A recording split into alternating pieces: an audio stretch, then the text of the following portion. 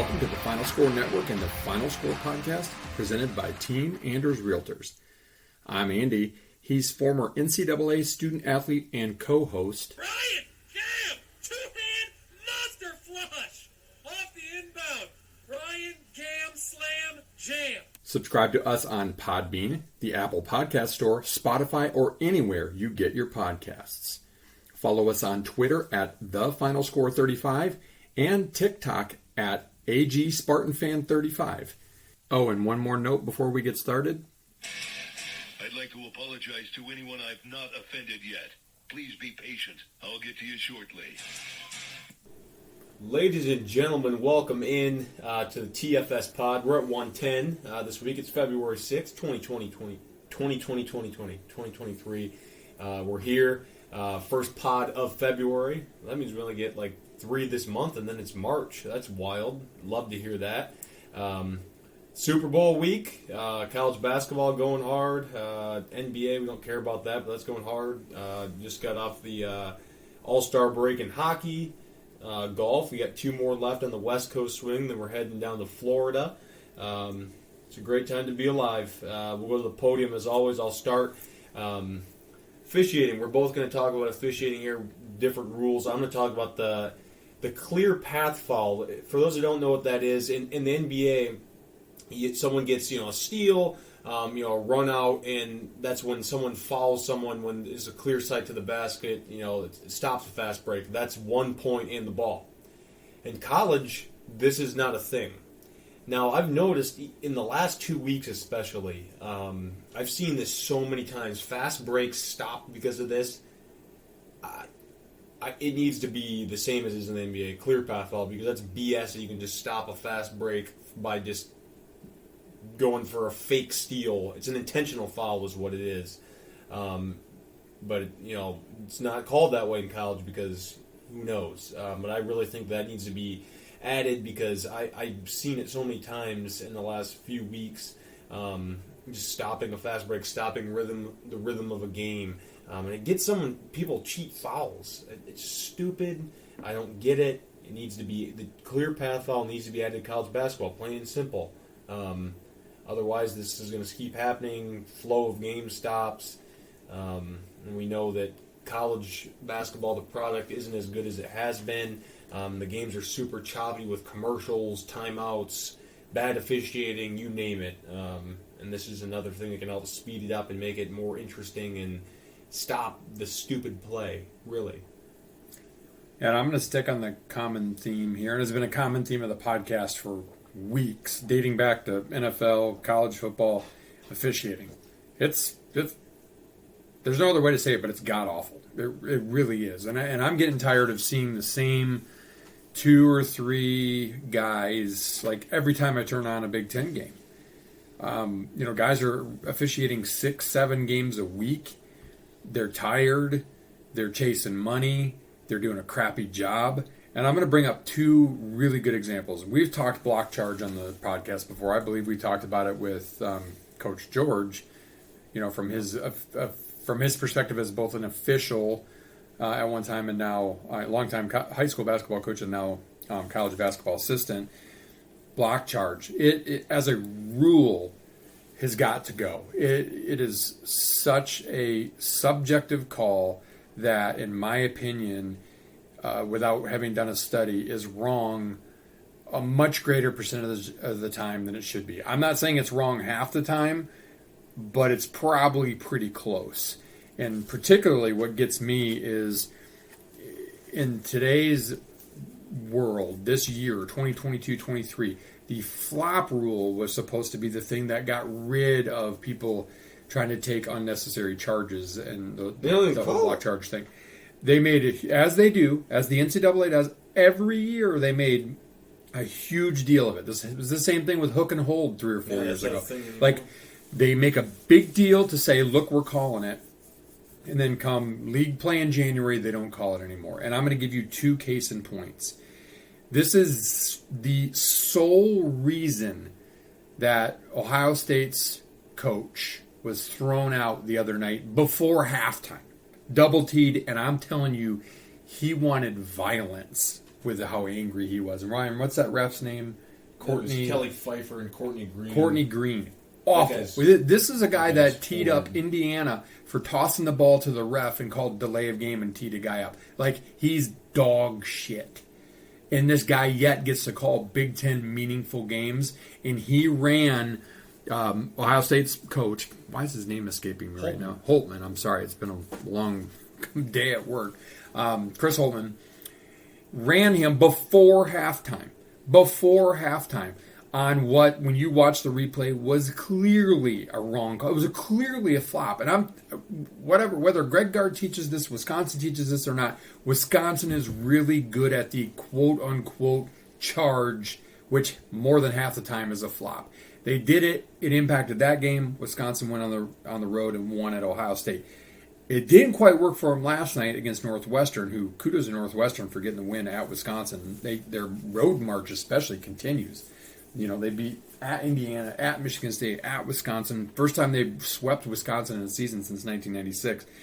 But Wisconsin flopped again last night in a time that, about a minute and a half to go. And Collins almost, if not for quick assistance and players off the bench, he would have gotten teed up at a time when it couldn't happen. Like a minute and a half to go in a game that was 1 point, even up game at that point in time. Again, horrible call for the officials. If you're going to jerk around and waste our time looking at the replay, then look at that. Because if I can see it from the naked eye in the live time from a TV and not right there on the court, you should be able to get it right. The block charge is a ridiculous call. It is outgrown basketball. There should be a player control foul on the offensive player only if the guy's been standing there clearly. None of this defensive taking a charge when you're moving. No. You need to be stationary. You need to make it clear as day what the rule is and stop messing around because you are impacting games. Wink, wink, probably for a reason. Wink, wink. Not saying, just saying. Sports gambling is very legal these days. And if you don't, again, think refs can play in it, look what happened in the NBA. It happens, people. It happens. And it's time to get these other bang-bang subjective calls out of the game of basketball. It's kind of along the lines of clear path that muddies up the game. This absolutely destroys the game of basketball for teams. And I'm tired of it. It's gross. It's hard to watch. College basketball this year, for as fun as it is, because it's so... it's just so even. And you really look at it and there's tons of teams that could theoretically win it. It is not a good product. And a lot of that, honestly, okay, I'll blame some on the coaches, some of the players, fundamentals have slipped. It's the officiating. It's uneven and it's bad. Yeah, it's terrible. I literally, as I just finished talking about the clear path, I looked up on the TV and saw Miami do it to Duke. It's not good. Tee up of the week. This week we're going to hit Eastern Illinois basketball player. Why, you may ask? This dude slaps a fan during a game that's just sitting there on the side, slaps him in the face. They said he's going to be disciplined internally. Well, he should be suspended for the rest of the season. You should not be interacting with any fans. Stupid. What are you doing, man? Yeah, here's the thing. I saw a video about this the other day about, my hate for LeBron, about how he complains and gets people thrown out who taunt him. I'm sorry, even if you think it's wrong to kind of ride a college player, I did it. I rode Quanzo Martin, Matt Painter, and the big dog when Michigan State fought neck and neck with Purdue for 3 years in a row, my sophomore, junior, and senior years at Michigan State, and finished the game behind them. Guess what? Quanzo Martin just looked at me and laughed and lit us up. You either don't hear it, or if you hear it, you do the Michael Jordan way, which is, come on, bring it, and then you show the guy up. You don't do it the LeBron way. You don't force somebody out of a game. You don't do it like this kid and slap somebody. Get your stuff together. You shouldn't even be allowed to play. You're clearly not an adult. There's no place for that in college basketball. Even at Eastern Illinois, where there look like there were about 19 fans at the game. Ridiculous. Yeah.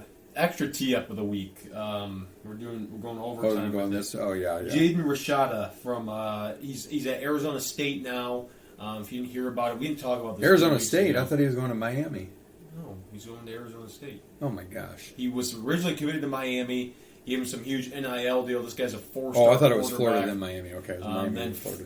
decommitted from Miami, switched to Florida because of some huge NIL package. They said they couldn't come up with it. Got released from his national letter of intent, then signed with Arizona State last year. It's been a saga that's been ongoing for a long time. This came out today. Jaden Rashada's NIL contract with the Gator Collective. Up front, he was going to get $500,000. Mind you, this is a freshman who's never played a game. 4-star recruit quarterback. 4-star even. Freshman year, he was going to get $250K per month. Sophomore year, he was going to get $291,666.66 per month. Per month. Let me put that into perspective. His first amount, I make half that, a little over half that, in a year of actually working, proven as a 27-year-old veteran. Junior year, $375K. Senior year, $195,833.33 per month. This is asinine. Gross. To play freaking football and probably not even be good at it. It's ridiculous. The NCAA is just, I mean, it's a joke. And by now, unfortunately, it's putting toothpaste back in the tube. Like, they ruined it because of their inactivity on NIL. They don't crack down on teams who break the rules. They're not cracking down on this kind of stuff, which is basically just boosters running amok, quote, legally. It's gross. It's disgusting, and you're ruining the part of sports that I like, which is college sports, because there's still some definite affinity to it from having, spent my 4 years at a school, even more so than pro. There's no way you're going to continue to compete with pro sports when you do this. Although pro sports are going to run themselves into the ground because of the perceived, weird stuff that's going on there too. It's disgusting. Yeah, absolutely disgusting. It really is. That's a tee up of the week. Let's go to around the world. We're going to talk basketball as always here on the first spot. Start with Minnesota because they're pardon my French, the shittiest team in the Big Ten, bar none. Not even close. Now they got COVID. They have that excuse now. They're not playing Illinois tomorrow, which would be February 7th. They moved the game to February 20th. Enough of this. Forfeit. It's a forfeit. Should not count. You suck. You're not going to make the tournament anyways. You're not even going to come close, so why does it matter? Freaking forfeit. I don't get it. Somehow Northwestern overcame it, but should have been 2 forfeits for them too. But exactly. Whatever. Nebraska, big win over Penn State yesterday. Showed some life, even though they're pretty dinged up. The Tominaga played great. My man Derek Walker played really well. Griesel, he's been playing really well. Put together, I mean, they got a decent team. They've been better than they have been here in the last couple years under Fred. They're getting there. Good for them. Happy for them. Who else we got? Ohio State is Ohio State's train awful. wreck. I mean, 3-9 in the conference. I mean, they are hot garbage. played okay against Michigan yesterday, but they don't have any togetherness. You watch them play; they lack togetherness.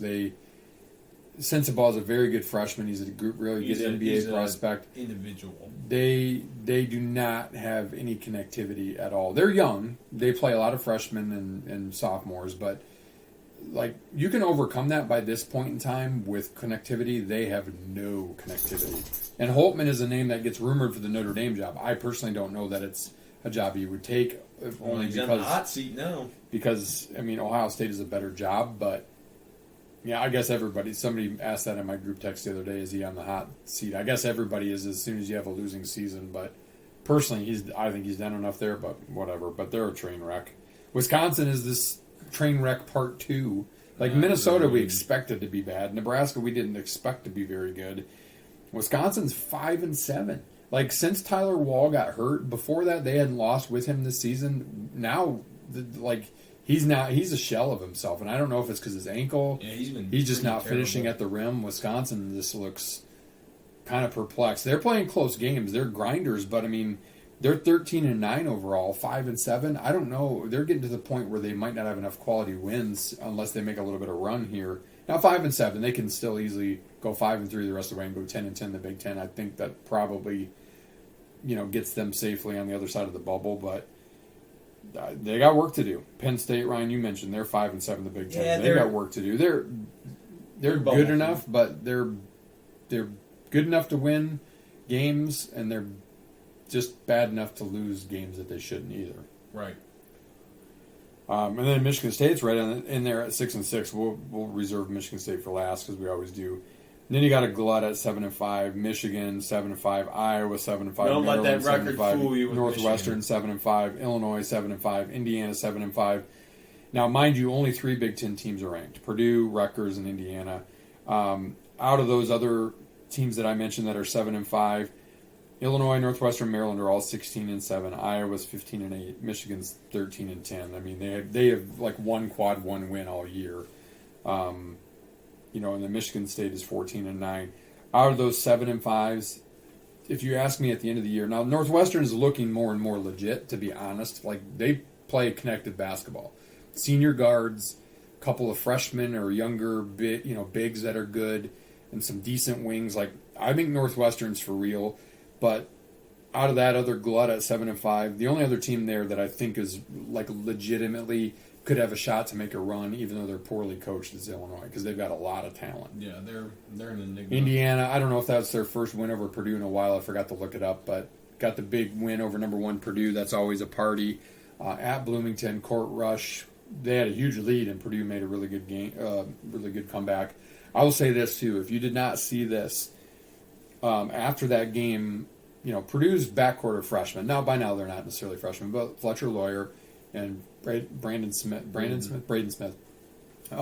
Smith made kind of a tough turnover late when Purdue still had a chance. They ended up, I think, losing by 5 on a dunk at the end of the game. But, he gets a tough question to the presser, which is fine. And he was answering it just fine. My man, big oaf, dum-dum, gimme gum-gum, reach across, grabbed the mic from him and said, no, you're not going to blame him for that. This game came down to more than one play. We all made 3 or 4 plays that contributed to this loss on our end. Don't single that play out. And I thought that was, number 1, the most I've ever heard him speak. And number 2, was a tremendous sign of leadership for a junior and the upperclassman and the, best, arguably one of the best players in college basketball, to grab the mic and say, you're not going to lay this on my freshman's feet. You're just not. That was a veteran move to see, like, that could weigh on a freshman point guard. In a time when, lots of top 5 teams lost last week. In fact, did Houston end up losing last night? No, they won. Oh, they did beat Temple. So Purdue probably dropped. Well, no, I think they stayed number 1. They're still actually. number 1. Such a savvy veteran move, and I thought a great move and a class move, and puts a little bit more of the class meter back up for Purdue after we complained about the way Painter handled that whole thing with Edey against Michigan State. So wanted to call that out as a good thing. Indiana looking great. They've been on a great stretch lately. Yeah, Trace Jackson Davis is he and Edey neck and neck for Player of the Year in the Big Ten. I mean, he makes a huge difference all the way around. And then, we can get more into Michigan State now, and I'll let you start with that, Ryan. But Rutgers, I mean, look, they're 16-7. They're 8-4. They're in solo second place. They beat Purdue, one of 2 teams to knock off Purdue this year. They beat them last year. They grind you out on defense.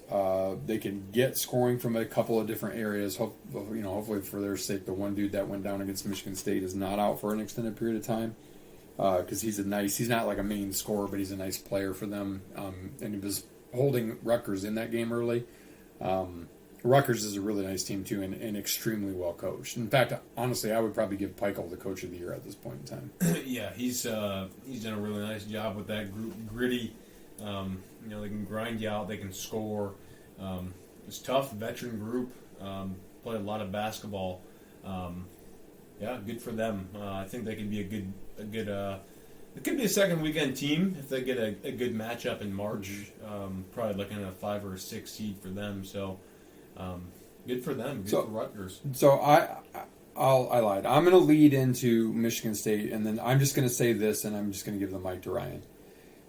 Here is my definition of Michigan State's problem.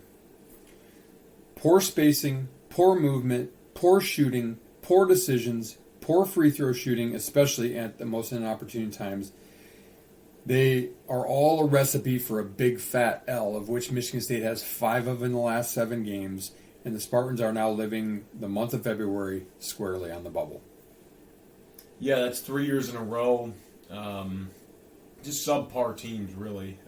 It's not very talented, quite frankly. You got some guys. You have some veteran guards, veteran players that aren't playing like vets right now. Hogard had a really, really nice stretch where you're like, dang, this guy's turned the corner. Last 4 or 5 games, he's been pretty atrocious. Turned the ball over. He's not making shots. He's not finishing. He's not getting as many assists.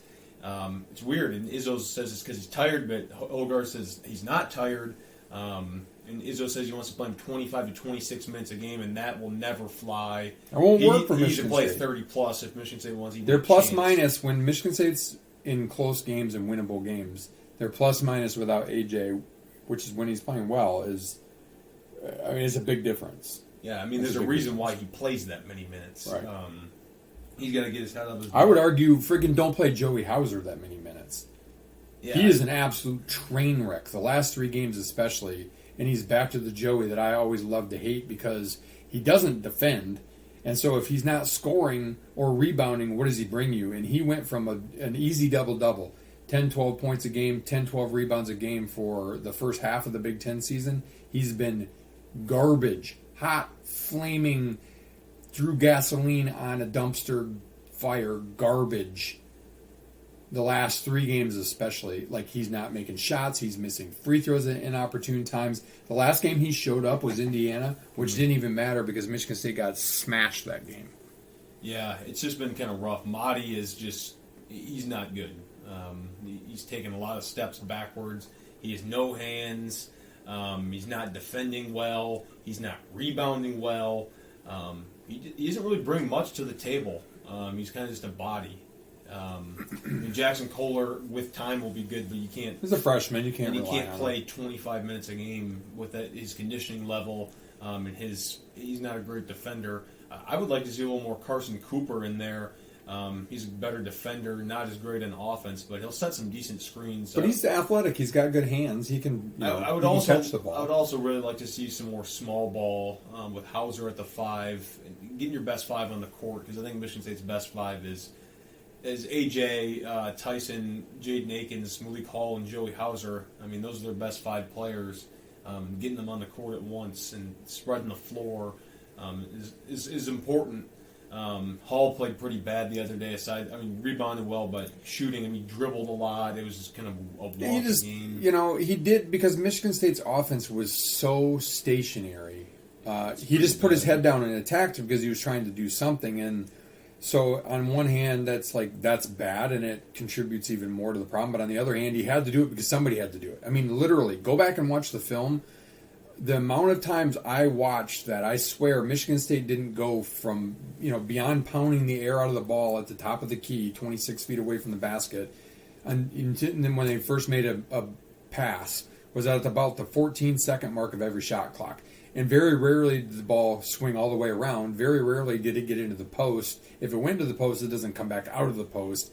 And great Michigan State teams, yes, they kind of switched a little bit more of the NBA screen and roll game when Nick Ward went down and it was Xavier and Cassius, and that worked for them.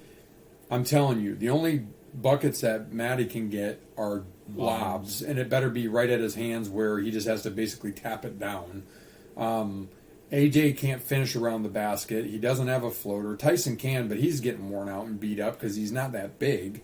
He needs to be more assertive, though. He really does. Akins is probably playing the best right now. Hall's trying to kind of carry the team, but his conditioning's not quite there.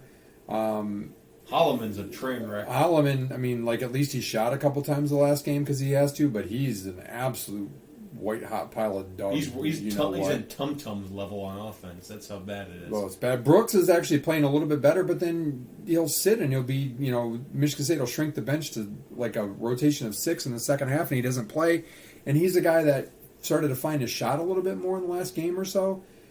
Somebody's got to give him offense. I don't know. I'm not suggesting you put in the swing offense all of a sudden, but let's get a little something going. Some pin downs, some back screens, some backdoor action, this high ball screen stuff. When teams are just clogging the paint and you don't have a big that can finish, it don't work that way. Defense can't complain about. No, Especially the defense is good. with little to no rim protection, it's really good. So can't complain about that. But they got. Yeah, I'll tell you, like Ken Palm, Michigan State is number 42 overall. They're 32 in adjusted defensive efficiency. Yeah, their so defense I mean, their is defense fine. is decent. I mean, it's scoring. You can't win. You can't beat anybody when you score in the 50s. You can't. You can't expect to beat anybody. Tomorrow's a huge game. I hate to say it's a must-win because if Michigan State loses this, that's 3 in a row, 6 of 8. Not good. So they need to win, get to 15-9, somehow string together a few wins in a row here and make sure they're safely in this tournament because they're not right now. They need to win games. Probably need 4 more in their last 8 here. I mean, if they play like they should and make jump shots and defend the way they've been defending, I can see 6-2 to finish this, but that's a big ask out of them. I mean, how Michigan State is, at least going to the Rutgers game, they can't be after that, but 26 in the country in three-point shooting. I mean, you wouldn't think that the last handful of games, that's for sure. No.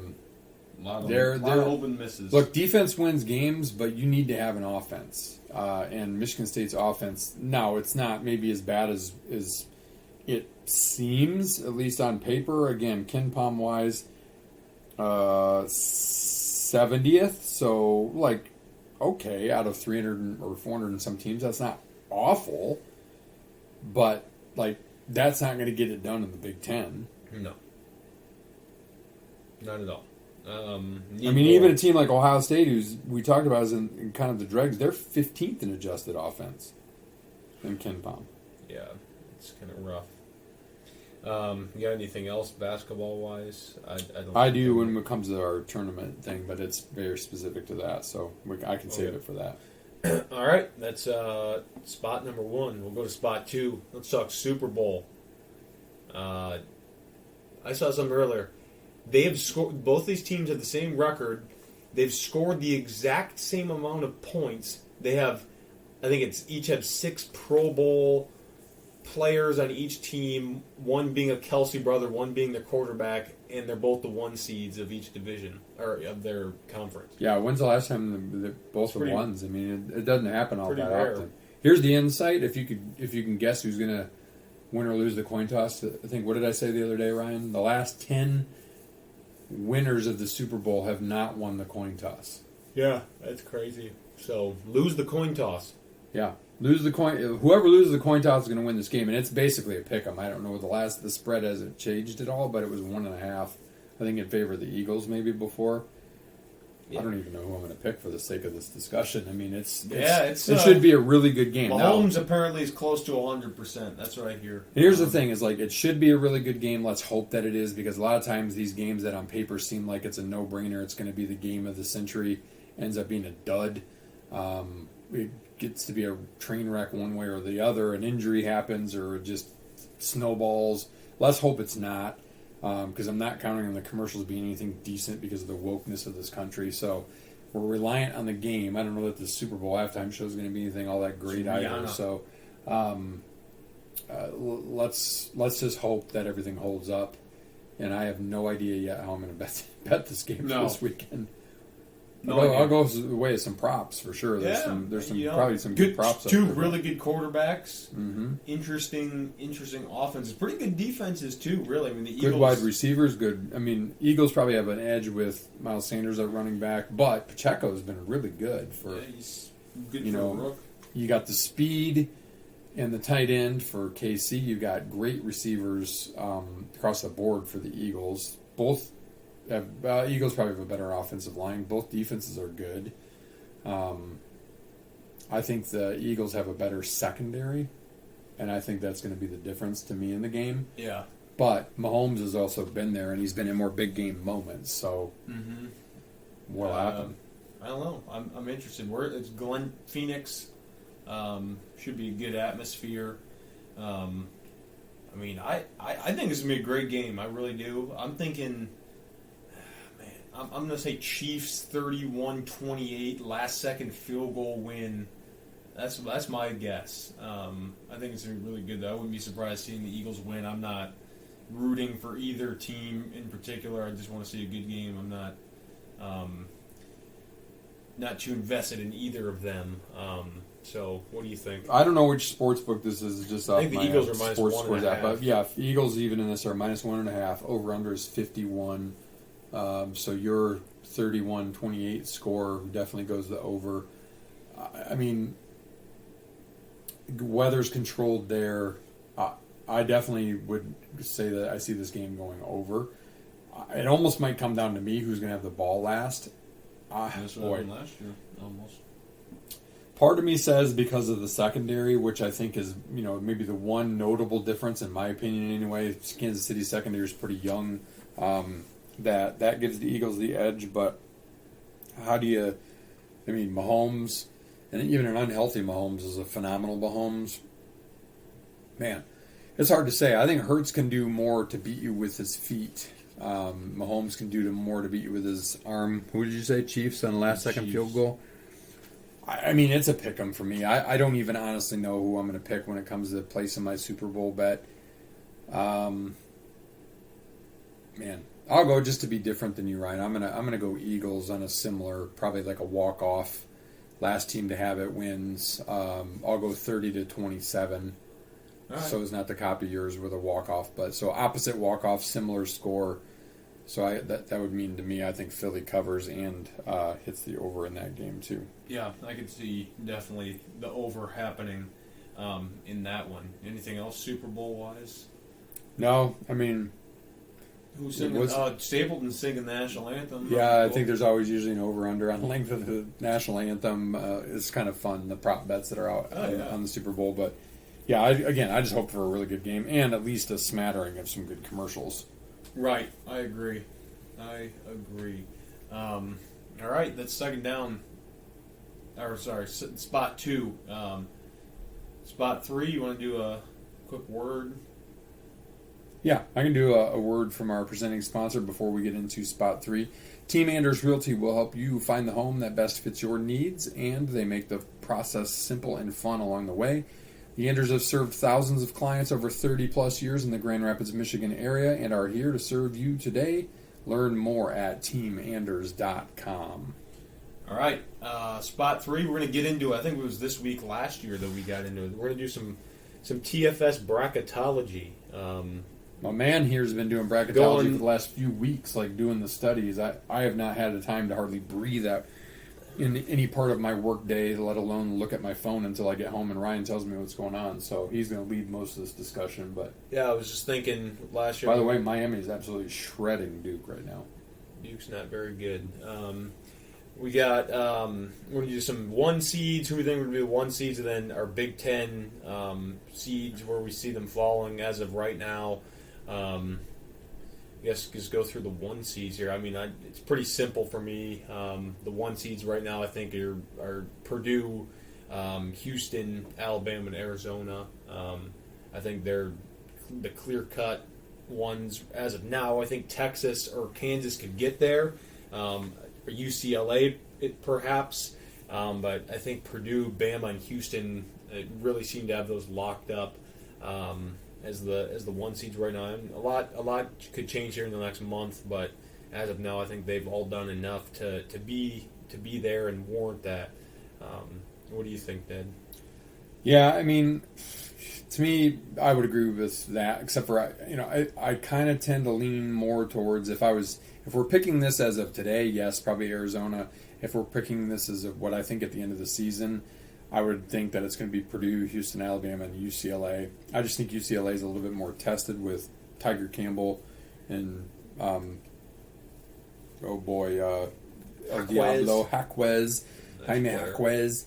I think that they would probably, if I had to pick, I'd flip-flop them with Arizona. But, I mean, it's as wide open as it can be. I think you're starting to see a little bit of separation from the ones, but like Ryan said, flip Arizona, UCLA, Texas, Tennessee, I mean, Kansas even, Virginia, like those are teams that all could vie and things could flip. But I think right now it's Purdue, Houston, Alabama, unless something really big happens with them. I think they're getting closer and closer to being locks for those 3 number 1 seeds. Yeah, I agree. still have some Big Ten teams where we think Ohio State. There's only 3 ranked Big Ten teams. Ohio right State, now. no way. I don't think they have a chance to make it. What about you? I'd have to look at the remaining schedule that they have. I mean, I think they have to go on a run. They're 3-9. I mean, they're going to have to go on a. Put it this way: if they got to 10-10 and went on a 7-1 tear the rest of the way, then I think they get in. But because they have a couple of nice quad 1 wins, but no, at this point in time, I would say no way. Ohio State, they're like next four out. Yeah, they could play themselves back in, but it's low percentage. Yeah, Michigan State. As of Friday, I had them as a 7. I've moved them down to 8. I just think that's where they're going to end up. Would love to see a 6 or a 7, but that's probably not going to happen with this stretch here. These next few weeks are huge. I mean, their most winnable games remain in front of them on the schedule. I mean, it's 4-4 is easily doable. That's 10-10. That's 18-13, which is a stretch, but they have a really tough schedule. They beat some good teams. And then win one in Indy. I think that they get in. I think 10-10 in the Big Ten is pretty dang good this year. I mean, I could see that. They're probably in that 7 to 10 seed range. The thing is, it's going to be a muddy mess anywhere from. This is probably not a year where the 1s are going to get upset, but I would say that a 2 could definitely get upset this year because there's so much parity in college basketball. Yeah, we said Purdue 1s, Illinois. I'm trending up on Illinois. They've been playing a little better. I've got them as a 5 right now. They're good. They're a very talented ball club. I mean, could they get to a 7? They don't have a whole lot of cohesion, but they're a team that could be dangerous. When they're on, they're really good. Yeah, and when they're not, they're not. That's the other side of it. But yeah, I think Illinois definitely, could make a noise. Rutgers. Where do you have Rutgers at? I've got them as a 6, teetering on a 5. I could see themselves getting up to a 5. And look, they play good enough defense that they can make some noise. Obviously to get into, they'd have to get far. They'd have to beat a 1 seed in there. Not very likely, but yeah, you never know. I mean, that's college basketball. Wisconsin, you think they're going to get in? 5-7, 13-9. I mean, I think they have some decent wins, but I think 4 out. Yeah, I think that I really almost think 10-10, usually 500 in the conference is a magic number. I think a team like Wisconsin, because of their overall record, I almost think that they might have to get to. They may have to flip. They have 8 games left. Boy, I mean, they may have to go 6-2 the rest of the way to get them to 19-11. So I could see that. Yeah, I think right now they're on the outside looking in. Yeah. Indiana, I've got them as a 5 right now. Yeah, and I think they could continue to play up, especially if obviously it helps them to have Race Thompson back. If they can get their point guard back in time to make some noise, I think that would definitely help them. But Indiana's playing nice basketball right now, and they're scoring the basketball pretty well, and they can play decent defense. So. I think they could play themselves as high as a 4 seed, maybe. Iowa, I see. The metrics love Iowa for God knows what reason. They're a horrible defensive team, a really talented offensive team, but they're horrible in defense. A lot of these, I've seen them as high as a 6 or a 5. I think they're end up being like an 8, a dangerous 8. Their defense, they could lose to anybody because of that stupid defense. And Fran's not a great coach. And they haven't made it out of the first weekend of the tournament in forever. I mean, I could see them making it in, but I mean, they're going to get in. I mean, they're 15-8 right now. Yeah, they'll probably get in. I could see that. Minnesota, not a chance. No, Nebraska, not a chance. Penn State, I had Penn State as the last 4 in right now. They've got some work to do for me. Yeah, I think that they need to win. If they keep losing, no way. Northwestern, Maryland, have them both as a 10 right now. I'm rooting for Northwestern. I am too. I hope they get in for only the second time. I agree. I think that'd be the second time in recent memory. I agree. Michigan, I have out right now. They could get in. They have their schedule's been pretty favorable all year. in Big They Ten have no play. big wins at all. No, they have to. They have a lot of work to Ohio do. State but might be their biggest win, honestly. Northwestern, I think, probably is, and that's Northwestern playing 4 And they games beat them in- twice, actually, right? in 8 days or whatever. Yeah. That's the Big But that's Ten. pretty sad. If your best wins are 2 wins against Northwestern, Yeah, that's not saying a whole lot. That's kind of No tough. offense to Northwestern, but It's kind of tough. That's it. yeah. So I had a couple things. I talked about this last year. There's kind of some proven theories out there that have held true since the early 2000s. This one's a little different spin from last year. Well, the first part is pretty true. Usually, well, always in the last couple decades, I think the champion has ended up being a top 40 offensive, top 22 defensive Ken Palm team. And then right now those teams, they vary week to week. So I'll give you those on a week to week basis. Teams that are both top 40 offense, top 22 defense. This is not, there's some teams that are close to that, but these are teams in there. Houston, UCLA, Purdue, Alabama, UConn, Kansas, and Creighton. Out of those teams, here's another layer to add to it, that if you take the top 40 and top 22 and then take the top 12 out of week 6 of the AP poll, that's another factor. That narrows down to Purdue, UConn, Alabama, Houston, Kansas. So that list of 8 goes down to, or 7, sorry, goes down to 5. And then as if you take also we're in the top 11 in the AP preseason poll, that's Houston and Kansas. So if you go by this particular methodology, your only 2 potential champions are Houston and Kansas. Now, I don't believe that to be true. This appears to have played out for the last several years. I do think there's a lot about the top 40 offense, top 22 defense. That's held pretty standard and true over the years. So I think really out of that, Houston, UCLA, Purdue, Alabama, UConn, Kansas, Creighton. UConn's kind of hit the skids lately. I might put them on the outside looking in. Creighton is a team, though, I'm telling you right now, like if bracketology came out today, final lock, stock, and barrel, Creighton would probably be like in the That's gonna be a 5, 6, dangerous 7 team. seed. That's a team that has size, that has good guard play, that has beaten good teams. They kind of hit the skids in December with injuries and stuff. Right now, I would say Creighton is my That's sleeper a team. tough basketball team. Yeah, that's my sleeper team right now. So I'll keep an eye on. Ryan continues to do his bracketology. If you want to see it week over week, hit him up. He's got it on a Google sheet. But I'll continue to kind of give you a rundown of who's top 40 offense, top 22 defense, and then if you want to keep those outside factors in mind of top 12 teams within week 6 or top 11 preseason, I'll keep those on the list too, just so you can kind of know. But yeah, it'll be interesting, and we're starting to heat up, and games are getting real, games are getting big. You're starting to see separation. You're fighting for, I think the tournaments are probably going to matter more than they usually do because you've got a lot of teams that are going to be fighting for that extra win or two to get in the tournament. Yeah, completely agree. All right, spot 4. We're doing this one a little Mount bit on the Rushmore. fly. This We're is- doing the.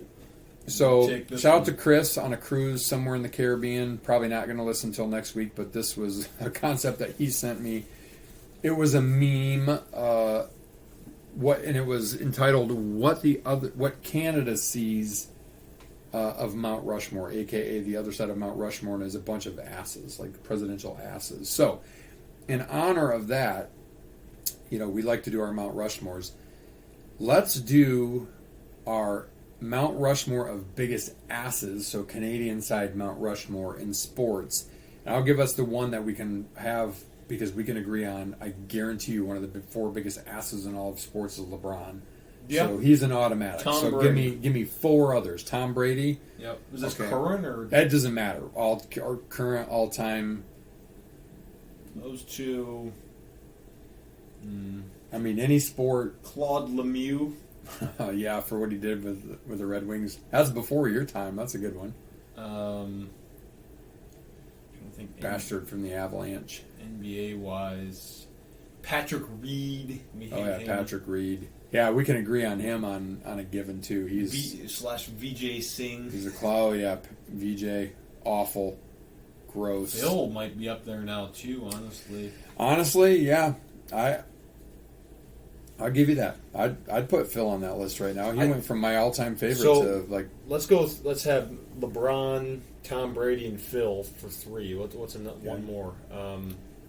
Barry Bonds cheating cheating bastard. Yeah, Barry Bonds could be one. I mean, he was a kind of more egregious cheater, but he still was a good baseball player. So, oh boy, who's anybody that you just love to hate? Like, baseball's hard because I just don't watch baseball much. And actually, I sent you, Ryan, a thing we could talk about on another time, the baseball rule changes, which I think all might help the game of baseball. We'll get into that in another podcast, maybe closer to spring training or something. But no baseball player, even from like when I was a kid, necessarily stands out. I mean, Is I always hated there the any Yankees, coaches? Like Urban Meyer. but oh yeah, Urban Meyer at Applebee's is probably a bad one. Belichick. Skip Bayless. Yeah, you want to get into the broadcaster, Stephen A. Austin. Huh?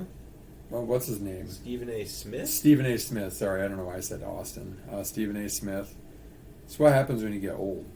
Like, you have to have your Lance kids around you. Armstrong, is he up there? I don't know. I mean, look, he won the Tour de France, so what? Like, all those guys dope. That's why I don't have that big of a problem with Barry Bonds. I mean, is there an asterisk, because he was roided up? Yeah, but, like, come on. Like, these guys are doing it in some way, shape, or form. I'm just talking about, like, just guys with jackass character in general. Jay Cutler? Yeah, Jay Cutler. He's Terrell Owens? I mean, there's a lot of guys that are clowns. LeBron James is the biggest clown ever, period. End of sentence. Patrick Reed is definitely on that for me, more so than Phil. Like, I would put Reed on the ass side of Mount Rushmore before I'd probably put Phil on there, just because Phil, at least before he turned to the dark side, wasn't half bad, and Reed's been nothing but a jackass. Yeah, I mean, just like any of the guys that beat their wives that are football players, Ray Rice. Ray Rice. Yeah.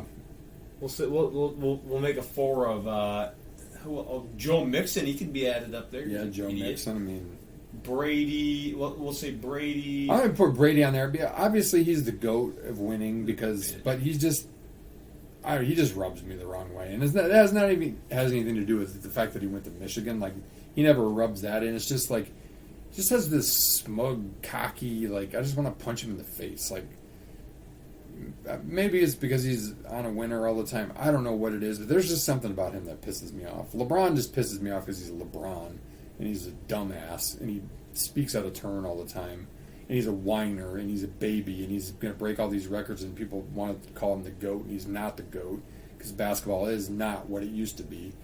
So I could go Reed, Brady. I mean, yeah, you could throw any number of guys that cheated their sport up there. I mean, that happens. Like, nobody really else stands out, I guess, is like egregiously bad. Anybody that played at the University of Michigan. Christian Laettner. Yeah, okay, there you go. Christian Laettner, he could definitely duke Christian Laettner. Bobby Hurley, Christian Laettner. But even that was just kind of like a one-time. Like, over the course of time, there aren't that many guys that are just asses. But those three are asses, so. I didn't give us much time to do homework on that, so maybe we'll have to think about it a little bit more for next week. Sounds good. That's your homework for next week. All right, golf time. Pebble Beach Pro-Am finished today. Crazy weather there. Due to the weather, pretty wild. Justin Rose prevailed with new clubs. This is the first time using. He doesn't even manufacture. Nope, Yeah. Free agent. Went to a guy this week and was like, "Hey, you make me some clubs to use?" Used them, and he won. Good for Justin. Here's the thing: I saw this written about, like, that's a great tournament because Pebble and Spyglass and Cypress, they're all awesome courses, and they struggle to get the best players there anymore. I don't know if it's because of where it is. Maybe they need to flip. Their weather is usually kind of crap, so I don't know if they need to flip flop it with maybe LA play LA now and play this, the week after the Waste Management. I don't know if that would make a difference. I don't know if there's a way to entice the fields. I don't know if it's because it's on 3 courses. I mean, the Amex is on 3 courses too. I don't know what it is, because Pebble is such an amazing course. Even as they change it and enhance it and tweak it and whatever, it's an icon, and it's great to watch, and it's fun to watch because you can play there. You can spring a lot of money forward. You can play there, so you can kind of envision it. We definitely didn't see very much of the amateurs this weekend because of the crappy weather, and they cut the amateurs out after 3 rounds for the Pro-Am. I don't know if that's what gets guys, I don't know. Like, do you do something where you can pick your amateur out of a hat? I don't even know how they pick the amateurs. They get to No, play, I think but, it's just random. like, because there's some good dudes in there. Like, I mean, we got to meet Aaron Rodgers before he kind of flew off the deep end, and I think he won it. Yeah, he he and his did. partner won it. You know, you had Bill's quarterback, you had Darius Rucker, you had Jake Owen. I mean, you had like some good like celebrities in there. Yeah. Bill Murray Funny. or whatever. It feels like maybe they could do I think there's a mix of businessmen, rich businessmen, and whatever. And maybe it was a little bit more celebrity. Maybe there's a way to kind of tweak it and enhance it and get some of the good guys there. I don't know. This is such a good tournament to watch because of the course. So, Yeah, definitely. how did our guys do this weekend? My guys finished 68 combined. Yours finished 80th because Fitzpatrick missed the cut. Power played well, though. Hicko played pretty well. Hoagie did okay. But we go into the waste management elevated event. Should be huge. Waste management is awesome to watch. The 16th at Waste Management is the best hole in golf on a consistent basis. So let's pick this. Will there be a hole in one on 16? There haven't been that many Yes. really. There were two I think last there'll year, be but one. And there's gonna be lots of beers thrown. yeah, I'll agree. I think there will be one, and it'll be all over social media again, like it Can was last Scott year. but- repeat? I don't know. I think there's a really good field, obviously, as it's elevated. Mhm. It's a fun course, some shorter par fours, 17s that like 290, I think, or something like that. Very attackable with water down the whole left Yeah, side. but there's behind the you green. still have to hit it well, and there's Risk risk reward. reward. I Fun. always loved playing that one on Sega, the old days. Jeff, if you're listening, remember we used to play that at Cedar Village. We'd play the TPC Scottsdale all the time. It was a great course to play on. Yeah. On Sega. It's a fun one. All right, this week my picks: Sung J M. I saw some the other. He's like one of the most consistent players on tour the last 4 years. Dog boy. And then Ricky. He's played well there in the past. Well, you took one of my guys, but I'm going to stick with him because I just already looked at it. I'm going to go with Scotty Scheffler and Sung J M. Nice. Scott. Because I know that I can pick Scheffler for a major yet, so or for all of them if I so Yep. decided. Yep. All right, that's golf. Do you have any other? No, I didn't have time to look up any funky stuff, so there's just always fodder going on with Liv and people mouthing off. And last week there was a big thing on social about who would win in a match play, and they should do a giant match play like Ryder Cup style between Liv and the PGA. I'd actually kind of like to see that. Some people are definitely fans of the Liv because of the disruption and it makes the PGA better. I just think it still is noise that needs to go away. I mean, good luck on the CW. Who watches the CW unless you're watching a rerun of Golden Girls? So that's my take on that. Yeah, exactly. All right, sprint time. What do we got on Sunday? Heads or tails for the? What are you betting? Heads or tails? Well, I know this. Whoever wins the toss is going to lose. I got to go tails. Tails never fails. Yeah, that's what I say. That's what I always picked when we used to do coin tosses in football. Who do you wish would be the halftime show this year? Not Rihanna. I mean, I'll be honest. I think last year's was really, really good. With like Snoop and Dr. Dre. Yeah, that was and cool. Like that was really good in LA, and then Eminem was on there. It all kind of comes down to the taste in music and whatever. I honestly would love to see like some sort of Luke Combs, Morgan Wallen, Hardy. If you want to throw like a female singer or two in there and like make it more country. I think country resonates probably more with true football fans than it does with like the masses that watch the Super Bowl, which is why they go to like the bigger pop singers or whatever. But I don't know. I just think that would be a more entertaining. It would definitely be more patriotic and American, to be honest with you. At least we got a country guy doing the national anthem, but that's kind of who I'd like to see. Yeah, I said Luke Combs. I think that'd be cool. I think he's performing before or something. Yeah, he's doing something in the couple days before. Yeah. All right, best Lay's chip flavor. Sour cream and onion. All right, I said barbecue. I just No, simple. hands down. I remember that was cheddar few and and far sour between when I was a kid, but when I would go over to Buddy's house and we would play indoor Nerf baseball, indoor Nerf basketball, any game known to man. And his mom would always make us really good sandwiches, not the bologna and cheese bullshit I got at my house with sour cream and onion chips, not the plain Lay's or Ruffles chips like I got at my house. So those are always the bomb, and I remember that. Mrs. Z, that was the best. Not that you've ever listened to the podcast or even know that it exists, but yeah, those are the best. Yeah. Who was the worst Big Ten arena? For basketball? Yeah. Well, you know, I mean, like Northwestern has done a good job getting they made theirs it spruced nice. up. They're doing that with football too. I think they do a good job knowing where they fit, right? Like they're a small school, and so they don't try to oversell it and then just have a bunch of empty seats. Chrysler really is pretty dank. alright. It's okay, but it's pretty dank. I mean, the barn's got character, so it's kind of hard to throw that in there. Mine's the barn. It's dumb. You know what? Iowa. Something about Harvard, Iowa okay. just pisses me off. I don't like it. It's got like I think it sits in the ground. The lights are up at the top. It's got weird lighting. It's is like, weird. I don't know. Something about Iowa. I don't like it. Yeah, I said I'll go with Iowa. I'll say the barn because it's old and stinks, and the And floors. Bryce weird. Jordan at Penn State's a waste too. Like they were when they played in their piddly little like smaller than Hope arena, and the students Right. were literally could touch you when you played. That was a home court advantage. That was great. Like take the Palestra and shrink it in half. That's what they played on. Bryce Jordan is a cavernous waste. So that would be a runner up for me with Iowa. Yeah. That's 110. Appreciate you guys listening. Let us know your Super Bowl bets if you have any. Who you think's going to win. Stuff like that. If you have any questions for the pod, fire away. Ask us. We can do a mailbag section in here. If you guys come up with anything. But appreciate you guys' support. Couldn't do this without you guys. God bless. And we're only... I think we're only 34 days away from Selection Sunday, so it's getting close. We're getting close. We're getting close. All right, another shout out to Team Anders Realties, our presenting sponsor. If you're interested in sponsorship, do hit up the big fella. We're always game for a trade or for something. Meantime, when you're good at something, you tell everyone. When you're great at something, they'll tell you. Thank you, Mr. Walter Payton, one of the old-time OGs in the NFL history.